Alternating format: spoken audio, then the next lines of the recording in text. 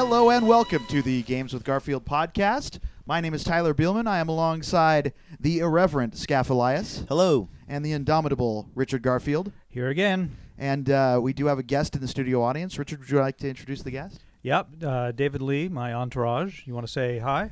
Hello. David will be providing various sound effects and hopefully laughter if we do our job right. That's your cue, David. There, perfect. Okay. So before we get things going in earnest today, I wanted to ask you guys, have you any funny stories out of the previous podcast? We're about 8 or 9 shows in, and my friends will tell me that they love it and that we're doing a fantastic job. You guys, any funny stories coming out of your podcast? Yeah, I was going through the podcast the other day, and the Scrabble one was fresh in my mind, and our story about playing the word doing, and my son came up to me and asked me whether I knew that gullible wasn't in the dictionary, and I had no idea. Yeah, you should look it up. It I will there. Right after the show. And after we had that interaction, I told him that doing was in the dictionary, and he said, "No, it isn't." And my daughter said, "No, it isn't." I said, "Yeah, it's a word, doing." And they said, "Well, what does it mean?" And I said, "It's the sound that something makes when you drop it on the table, maybe." And then doing, and they didn't believe me. So Terry ran up and checked her computer, and she found that doing was there, and she goes, "Oh, it's doing, Daddy." And then, but Skylar did it on his own computer, and he could not get doing out of his mind. He would read it, and every time he read it, he was reading it as doing. And I asked him, "What does that mean?" And he said, "Well, it's." I don't know. And I said, "Does it look like a sound?" And he goes, "No, it doesn't look like a sound." And I said, "Well, why don't you read their sample sentence?" And they said, "Well, the party was a big doing." That doesn't make any sense. So eventually I had to point out to him that it's pronounced doing, and then he fell off the sofa laughing. Nice. Very good. And this brings us, it's perfect that you told a story about doing, which is very similar in sound to the topic of this week's podcast. What's that going to be? That's going to be the ding. The ding. Ding. That's right. We're going to talk a little bit about the leveling game mechanic. I've also heard it talked about as growth in power over time, but for the purposes of our podcast, we'll probably just call it the ding or leveling.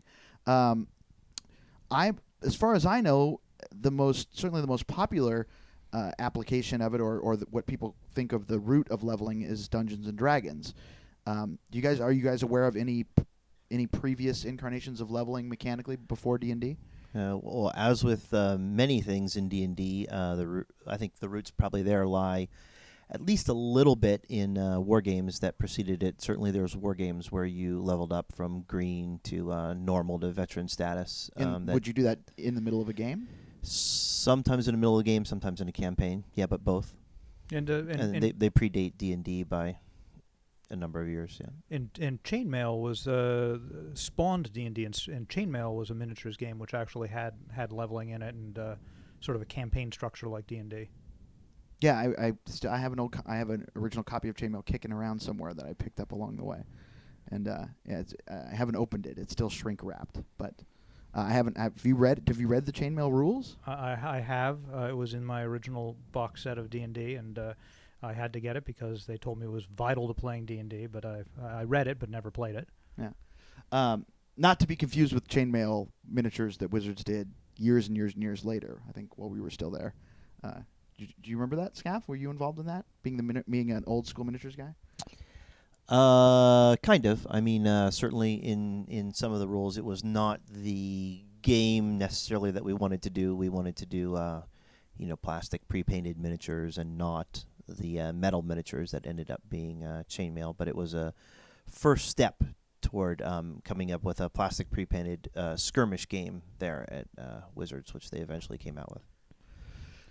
All right, so let's just talk a little bit about leveling in Dungeons and Dragons to begin with. So I believe in sort of first edition basic D&D, you had the basic classes, and you would go up in level in your class, and as I recall, you would certainly bump ability scores. Is that right? No. I think I don't just I don't remember that. The first D&D your leveling was mostly used for what you cross-referenced on your to hit chart. And your hit points. And your hit points. Oh, That was another important part that's of it. right. Yes, your hit points. Yeah, that's right. And saving Were there throws. and saving But throws. and your savings throw chart. Yeah. Oh, and one more thing. Very importantly, your spells. Right. For one class, there was also something else going on. Two. Those two. damn wizards that have Two. always looked Three worked if you differently. count elves or whatever. But. Not in the original. Oh. I think in the original there were only two spell casting, okay. but there were only in the original there were only 3 classes, right? There wasn't even thieves. Is that true? The original red box? Yeah, I think the version I have. I don't know. Anyway, for many of the classes, it was also their spells. Right. And for many, it wasn't. right. And then second edition came along. And No. Then first edition came along. Oh, sorry, right? Well, there was D&D, Advanced D&D, Expert D&D, Yeah. and then first edition. What do you count as first edition? Usually, when people say first edition, they don't mean the first edition of Dungeons and Dragons. They mean The first hard- AD&D. Do they mean the first hardback first edition books? AD&D? Right. Yeah, Okay. I'm referring to something before that. You're old school, Garfield, and that's I what we am. love about you. So let's. Because remember, mine came with chainmail. That's. I was gonna say I didn't even know it came in the box. Probably back they then. had some extra copies of chainmail. They might have. There you go. So then we get to the hardback books, and then I think the leveling became more robust for each class, right? Right. And so leveling is tied to experience points, but I think there were other systems that sort of came out in that era that used XP differently, right, or leveled differently. Sure. In those days, there was a conflict between 2 major systems. One was called the leveling system, which was what D&D did, and then there's a bunch of systems that came out which were called skill-based systems, where by practicing a skill it gets better, and so RuneQuest was one of the games that did a skill-based system, and later examples of that are things like Call of Cthulhu, and Was GURPS a system where you spent XP to gain skills? I don't remember the GURPS system. I never played GURPS. I just looked at it, and I forget now. I do know that while the conflict between level and skill, I mean, there really is a difference. There's also a continuum between them. You can make your skills more and more level-like by making them chunkier and chunkier, or you can have it so that as you go up levels, you get points to spend on skills and things like that. So the intervening years has made the distinction a little muddier between leveling and skill-based systems. Yeah, the essence of the argument back in the old days shouldn't have been level versus skill. It should have been how chunky do you want your power versus time moments to come. Right. And I think one of the things that we talked about is those moments can come in a variety of different places, different ways. Like, for example, getting items. Right. In early D&D, your leveling moments were so few and far between, and especially if you were a fighter, really nothing much was happening when you were leveling. And the interesting things that would happen to you along the way is once or twice per level, you would get a new item, and then you would either get a new capability from that or a new, effective stat increase or whatever. Right. So those were definitely things. One way to think of that is, when you were buying items, you would accumulate both experience points and gold, and every certain amount of gold levels that you would hit in gold, that would allow you to buy a new set of armor. So it was very similar to a couple of different level points during your level. Right, and then there's, even in the D&D system, right, there's spending experience points to create items or to make scrolls. The clerics can do that, and in the third edition. Yeah, I guess I'm moving forward a little bit in the D&D timeline, which I never quite understood because it never seemed like you wanted the party to be at disparate levels. I think the main reason for it is that you wanted to give characters, place the item creation into the hands of characters, and and it's very difficult to come up with a cost for that makes sense across all of the various campaigns that you might have.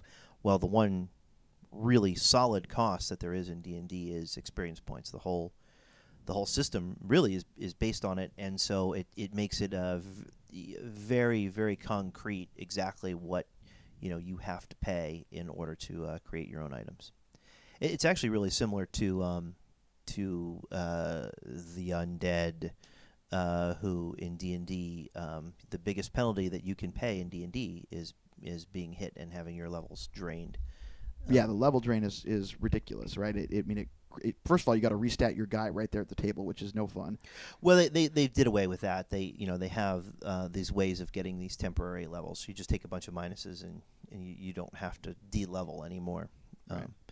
But a lot of people complained about that, and I think it was sort of one of the brilliant decisions of original D&D was to have the undead drain levels, because you fight all sorts of things and you're not really scared of anything because it's just paper and pencil, right? Oh, wrong. Because when the undead come around and take away experience points from you, that's horrific. That's time. That actually, yes, that's right. It makes you sad. They have taken the only real thing away from you that they can, which is the time you've put into the game.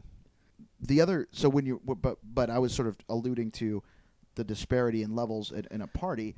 I've certainly in my evolution as I've played with different dungeon masters, I can't remember the last time I played in a game where XP was given per session or even per character per session.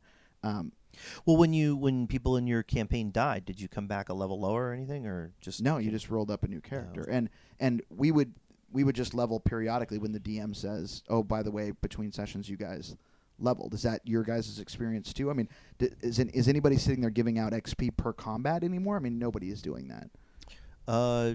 Well, actually, in the campaigns I'm playing in right now, one gives them out per combat. And if you miss a session, do you miss that XP? We've never had a character miss a session. We've had players miss sessions, but someone else plays their character. Interesting. And then and there's never been any cause to not give it out as a party. And then the other campaign I'm in does, it just says now you level, now you level, now you level. Although that was a recent switch. That used to be experience given out, and which was important because the penalty for dying was, you came back a level lower. So what was at its most, what was the difference between the guy with the highest level and the guy with the lowest level? I don't think anyone was ever 2 whole levels apart. So it was always some flavor of, are you always 1 level behind, or are you 1 level behind 10% of the time or 90% of the time? That was basically the... Yeah, that's certainly a big change over the years. At the beginning when we played, it was all individual XP for individual actions, and it even had crazy things like the person who did the last blow to the monster would get the points and things like that. Interesting, leads to some interesting choices. Just some retarded systems at the beginning, and as time has gone along, I've certainly all my games have been very very quick and loose with the XP, and it's mostly the party leveling, except for the more level based systems, which are the more skill based systems, which are still around, and those sometimes have it so that the skills you're actually using are the ones that go up. Right. I've never played in a skill-based system where there was group skilling. I've played in some, but most of them are things like there are things like when you make a skill check, if you critical it, you get you get a chance of going up a percent point or something like that. Yeah. One of the reasons the skill systems were being looked at the beginning was because people thought they were more realistic, and in some ways they are, but then game wise they're often less satisfying than getting this big ding. So. Well, no, they can lead to weird behavior too, because you wanna in the skill-based systems you need to put the time in to make sure you get the check mark on your skill. Right. So okay, well we're going along and I haven't had an opportunity to fire my gun, so driving in the car on the way to wherever we're going, I'm shooting at road signs. Yeah, So I mean, systems can get around that, but there are ways to game those systems, and you get similar sorts of things in I mean, you don't get weird behavior in the level-based systems, but you get weird effects. Like I've never climbed anything in the game, and yet I'm suddenly able to scale up the side of a cliff because I'm a fifth level now. Yeah, and speaking of just sort of the group aspect of it, with 3rd edition came prestige classes, right, which sort of gave you a tree to follow with your leveling. It sort of gave you a prescribed path to sort of these branches instead of just a straight leveling of barbarian. You could go into these different paths, different trees. And I think, we have talked in the past, Richard, about you don't like it when people tell you how to play the game that you're playing, and when you're leveling, it's your individual control. It's outside of the game session usually, and you're choosing where you want to make those decisions on your leveling. Weirdly enough, a lot of the games I've gotten in these days, the leveling decisions I've made have been almost completely made by other people because the systems are so complicated these days. Yeah, that's the part of the problem is the more choices you give people, and especially a game like D&D, which has been around for 30 years, 40 years, however long it's been around. To keep up the complexity and depth of choices for someone that's played the game for 25 years continuously, it is difficult to do that and have simple, clean leveling decisions. Yeah, I'm not saying impossible. I'm just saying difficult. Right. It's not the natural place. Well, it's also, now to fall into. Now with the internet and boards, right? There are min-max builds for every character, for every prestige path, right? And you don't have to make those decisions anymore. It just becomes sort of prescribed for you if you're going to follow that. But 3rd edition was really all about being able to take anything and kind of mush it together. You could make any sort of class mix, any sort of race class mix that you wanted to, and the templates were there to take care of you and sort of allow you to explore those freedoms.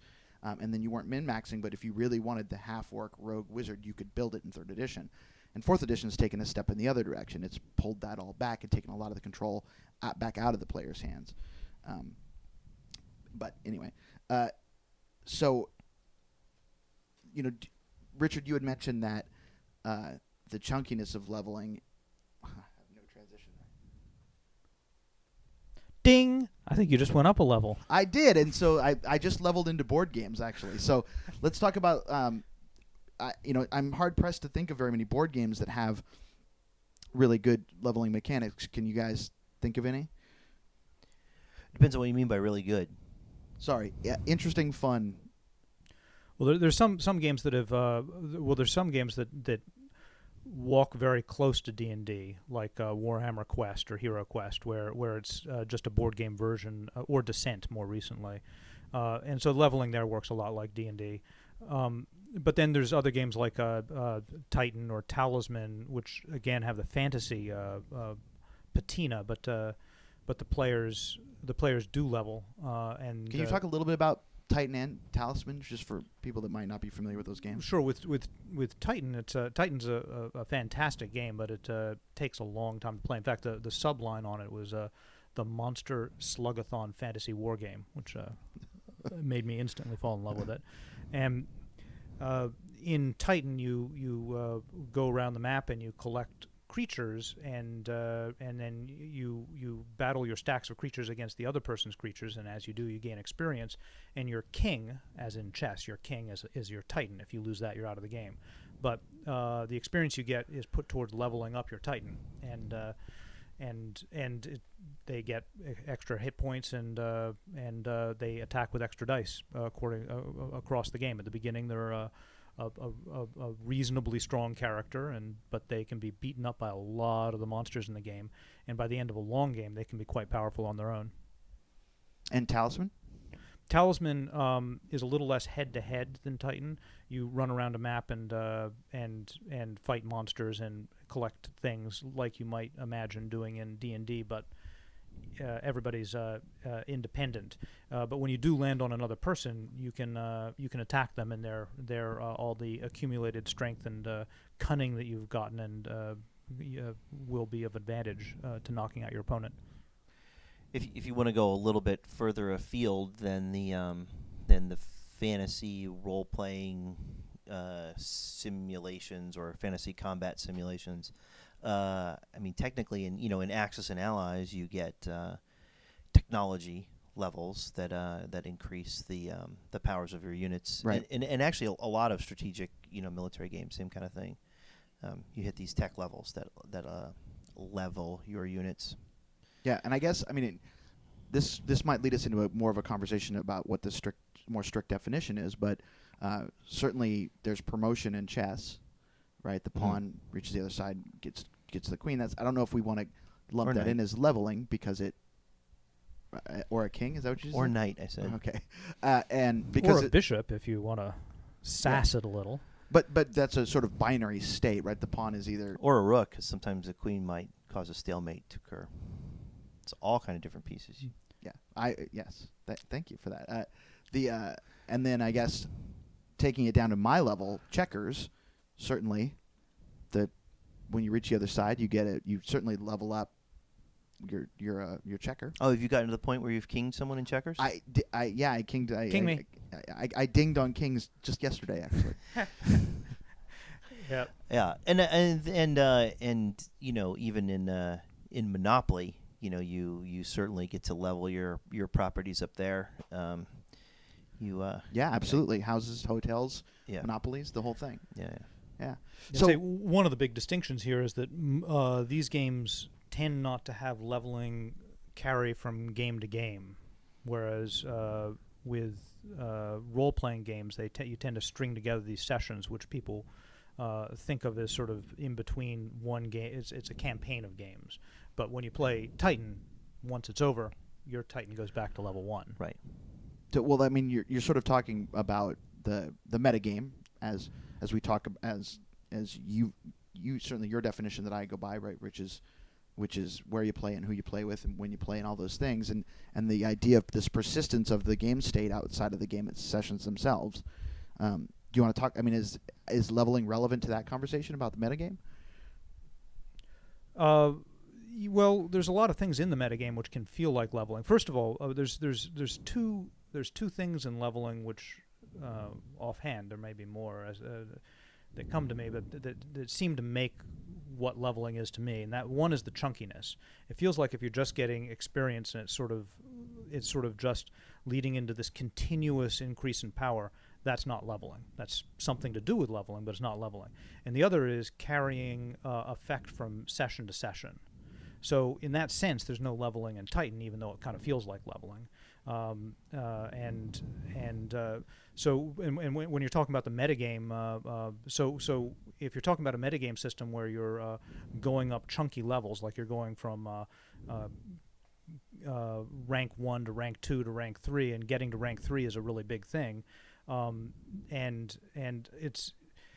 I guess it also has to do with leveling if it has some sort of effect in the game. So do you get a reward for it? Like if you get invited to other tournaments or so like ratings ranking systems, that kind of thing. And sure, if those are chunky and they feel like they give you an advantage in the game, which they typically don't, then that would feel like a leveling system to me. How about when I go from white belt to what's the next one after white? You go white, then I think it's yellow. different in different things. White, then yellow, and then up the belts. I don't think you're certainly getting a trophy, but you're not.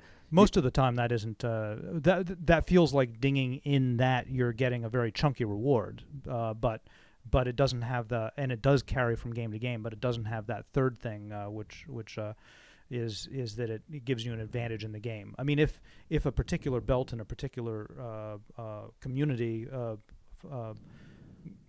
got like if you got preferential seating or something like that, right? Then maybe. And are there any ratings ranking systems? Just name one that sort of gives you preferential seating in a tournament environment or something like that. Well, I think a lot of them do, but it's not a really big. It's typically not really big. And a lot of them that tend to affect the seating tend to fail on Richard's chunkiness concern. Like a lot of times you've got a smooth rating system, and you might seed people on the basis of that, or like you're in time trials or something. In a Magic Pro Tour, right? You gain Pro Tour points, which get you buys, but I mean, you're sort of just staying on the train. You're not. There's nothing really chunky there as far as the seeding is concerned. It's all pretty continuous. Now, one thing that will happen is sometimes you will get this other thing that Richard mentioned, which is access to certain tournaments when you hit certain cutoff levels. Yeah, invites. Right. Well, something that springs to mind for me. But that's sort of borderline in that that's leveling in the metagame. Right, which doesn't necessarily mean right. mean the game process itself is affected. Right, and so that's another way to if the leveling in the metagame may not carry any power within the game. Right. And so a lot of those do feel like leveling. I think the belt example does feel a lot like leveling in some ways, but doesn't carry all the connotations from D&D that you would hope that it does. Right. The other thing that comes to mind, and Skaff, you're probably the guy to talk to about this, is the idea of frequent flyer mile programs. And I know most of those have different levels that you achieve, right? Yeah. Frequent flyer mile programs have these two big components. I think the major component for people is the non-chunky part, the non-leveling part. You fly more, you get more miles, you can spend the miles, and that's all relatively smooth. Right, that's just an economic system. Yeah, and then they do tend to have these various levels, and at these various level cutoffs, you get a lot of benefits like free upgrades, or actually you get to accumulate miles at a faster rate. So it's generally a bad deal to spend extra money on these frequent flyer programs to hit those levels, unless you're really close. If you're really close to those levels, I wish you could see his eyes light up when he says, "Wait, unless you're really close." Then actually it can definitely be a benefit to take a flight to Puerto Rico for no good reason at all. Because then you hit that next level, and then you're earning 50% extra miles across your travel next year. Generally, these things only happen, of course, if you are flying quite a bit. Puerto Rico is actually overrun with people trying to boost up their frequent flyer miles. Right. Well, certainly, I mean, a characteristic of people are min-maxing the frequent flyer system constantly, and there's really arcane, complex rules, and I don't know what percentage of people would spend money they don't have to in order to ding at the frequent flyer level, but sounds like something you would do. It is something I would do. Okay. If I'm close enough. I actually did some calculations, and tell us about your calculations. Well, I'm about to fly 1 million miles on United, and I no longer fly that much. I used to fly over 100,000 miles a year for years and years and years. And the thing is, it's kind of worth it for me to get over that hump because then I achieve a status automatically without having to upkeep it. That generates extra miles for me. So interesting. Well, I'm if you want to take a trip to Vegas, I'm in. Just put on some miles. Not far enough. Not far enough? Monte Carlo. How many trips to Vegas? Yeah, that's true. So we've been talking about these characteristics of what leveling, we could be defining leveling, but there is definitely a feel to it, and leveling certainly is a powerful game mechanic. Why do you think that? I mean, why do you think it's persisted for these years? Why do you think we see it as we'll talk about video games, but this evolution? Why is it so? Why is it great? Why do you see it in so many games? I think at the most basic level, it's that you are that you're being told that you did good for the thing that you're doing. Like how do you know that it's good, that what you're doing over and over and over again is a good thing? Because your daddy tells you it's a good thing. And I still hope we're still talking about games. And I think that's sort of the main part of it. You put your time in, and it's a visible sign of, wow, look, some numbers went up. So therefore, I know I must be doing something good, right? Yeah, I think in a game sense, one of the reasons why it's more fun than the skill-based systems often is because it's more fun to get a big change than a little change, where you're constantly adjusting a little bit. having it so that your whole play experience goes to the next level or changes in some fundamental way is exciting. Yeah, I mean, and parents know this. I mean, how often do you encourage your child? Every 30 minutes, do you say, you know what, you're doing a really good job? No, that's going to wear down pretty quick. Do you do it once a week, pull them aside and say, you know what, you're doing a really good job? Well, that's probably better. Well, So all right. you pick the right amount of chunkiness to maximally convince the people that they are actually doing a good job, even though there's no cost. Even to though you they're really probably average.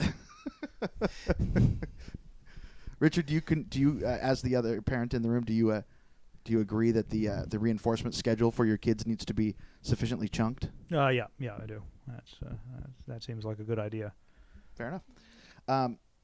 So when we're talking about these two ideas of why leveling works. Yeah. One other thing about the leveling, as something that you mentioned earlier was off the podcast, was that leveling in some ways doesn't make game sense in that you're fighting you go up a level and then you fight harder things, and so it ends up being a wash. Yeah, we'll sort of talk a little bit about digital games, but currently I'm obsessed with this game Borderlands, which has this really nice leveling system in it. Are you doing a good job in it? Well, Daddy, I don't know. Well, what level are you now? Oh, it depends which character we're talking about. I have an 18th level hunter. I know. And I was just, Boy. The reality is, right, you hit the rat with your axe 3 times on average to kill it at level 1, and then at level 9 you're tough rat. 3 times. You're level 1. But then at level 9, you're killing the default monster, the whatever it is, the giant rat.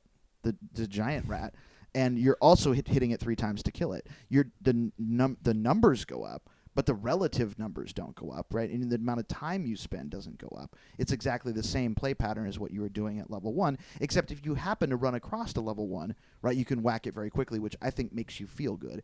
Right? I think it gives you a sense of power and accomplishment. Or it gives me a sense of wasting my time as I run into these encounters I don't want to deal with in all the old RPGs. Grandmother with teeth attacks you. I'd like to say that if you are an 18th level hunter, and that's only one of many characters that you have, your fundamental concern probably isn't with wasting time. No, time is the one thing I got loads of, believe you me. So, but I mean, this is I think that people talk about grinding, right? You grind in World of Warcraft or other MMOs, and you're just sort of, there's certainly a gold accumulation connotation to grinding, but there's also just grinding on monsters to sort of to get your XP up. World of Warcraft being the dominant online game in the world, I don't think that's unfair to say. It's unfair to poker. Yes, you're right. I would not want to be unfair to poker. Although poker has been unfair to me.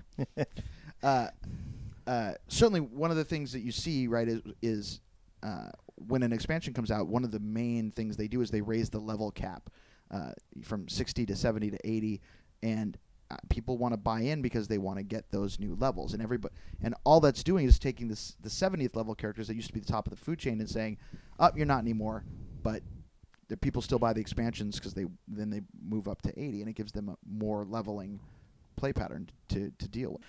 There's a couple things about that. One is that oftentimes games use that to introduce complexity, and so certainly with D&D this was true, and it's very true with games like Diablo, where you get more and more skills as you go along, and so your game and World of Warcraft, your game experience playing at the top levels very much more complicated than it is playing at the low levels. True. And the other thing is oftentimes for the difficulty of associated with playing the game, as far as the difficulty of fighting a particular set of beasts. Jonathan Tweed actually talked to me about an idea he had for construct. He thought that the best way to construct the power curve in a role-playing game was to make it so that it went sinusoidally up. So that way, that is, it would get much more difficult when you sort of move to the next batch of monsters, and you'd be working really hard, and they'd slowly become easier and easier as you went up levels, and then you get another batch of monsters that are much tougher. Because he said he felt like that was the really important thing, not that it stays the same as you go up, but that you get this increase in challenge. You got different monsters; they're much harder, and then they get progressively easier and easier and easier, and then you get this new batch. Right, which is sort of counter to how I think people think about games. You start with the easy enemies and it gets harder. So I think it's a really interesting. Well, no, I think Richard's saying relative. Yeah, no, I understand relative, but I'm saying that it's not the most intuitive way to design a game. I think it's an interesting observation. Other examples. Leveling, Mafia Wars. That's one of the big ones, and I made it to 96 level, and I was just trying to get to 100th level, and I finally just gave up. You gave up at 96 level? I did. And our friend Jonathan... So you never got the secret prize then? What? Hold on, let me get my phone. Jonathan made it to 100 and sent me a text message and said, I made it, I don't have to play anymore, thank God. And I ran out of patience at 96. Wow, so close. I think I made it to level 3. Well, 3's good. In a relative sense. I feel like I'm derelict. Usually these games, I try very hard to figure out what makes them tick and what makes them addictive, and on more than just an intellectual level, I like to really experience it. And Mafia Wars has not happened to me. Yeah, well, for me, it was the convenience of having it on the iPhone, and really that's Mafia Oh, Wars. so it was an extremely convenient way for you to waste time. Exactly. It actually wasted like 30 seconds every few hours that I might have an idle moment before a meeting, or if I was in the restroom or whatever. I mean, and it was just it's such an uninteresting game, but you're upkeeping. You're not even playing. You're just upkeeping it. You're getting patted on the head though, and that's what makes it all worthwhile. Right. And the reinforcement schedule is because you have lots of really good things, right? You have virtual yachts and planes, I'm assuming. No, I mean the properties that you get are. You'd be surprised at how shallow the curve actually, the amount of items you get actually are. But there's no degree of shallowness that would surprise me about Mafia Wars. Fair. But I just found that, I would get up in the morning, first thing I'd do is roll over and upkeep my Mafia Wars on my iPhone, and that'd be the last thing I do before I go to bed, because there's 8 hours there where stuff's ticking away and I'm accumulating wealth that I can then spend in the morning. So speaking of which, I've got a business idea I want to spring on you, and for all our readers out there, listeners, yeah, I might be readers, listeners, whatever. I might be your first, because this is closed captioned, right? I might be your first customer if you can come up with a Facebook app where it defriends people that invite me to other apps. That's all I want. Just automatically defriends them. Yeah, I'd sign up for that one too. Wow, you get okay. That I don't. You got zero tolerance for your news feeds. Is that the deal? No. I have no news feeds. It's a matter of being invited to Blood Wars and Mafia Wars and Vampire Wars and Farm Wars. All these games where you're constantly being barraged by people saying, "Join me, I really need your help." Yeah, but I mean, certainly you understand the incentive system there, right? They're going to get a goodie if you sign up. I understand that. So you hate them for that? Well, it's just annoying. I'll still be friends with them in real life. I don't have to be virtual friends. That's exactly right. I mean, how about this? How about a Facebook? I don't have to go to Tupperware parties in real life. They're trying to sell me Tupperware. You don't have to, but why would you not? Here's what we need. We need Facebook levels. We need to introduce leveling into Facebook itself, so that I'm a level 7 Facebook guy and you're a level 2 Facebook guy. Because then you could kick my Facebook ass. That's right. And I think they're missing out on an opportunity. I'm going to make a phone call after we get off the phone. Yeah. Make a phone call after we're done with the show, I should say. There's a perfume called Facebook? I did not know that. Yeah. I'm waiting for the punchline, Garfield. That's it. Did you know doing's in the dictionary? Wait, hold on. What? Bing! You just went up a level. I did, and so did all of you. That's going to mark the end of our show. We all ding together. And when you get to this third level, I heard you get the capability of telling dirty jokes. I've been third level for a long, long time. And as always, I am Tyler Bielman. On behalf of Skaff Elias Ding. and Richard Garfield Ding. and the silent but deadly David Lee, Ding. we will talk to you next time.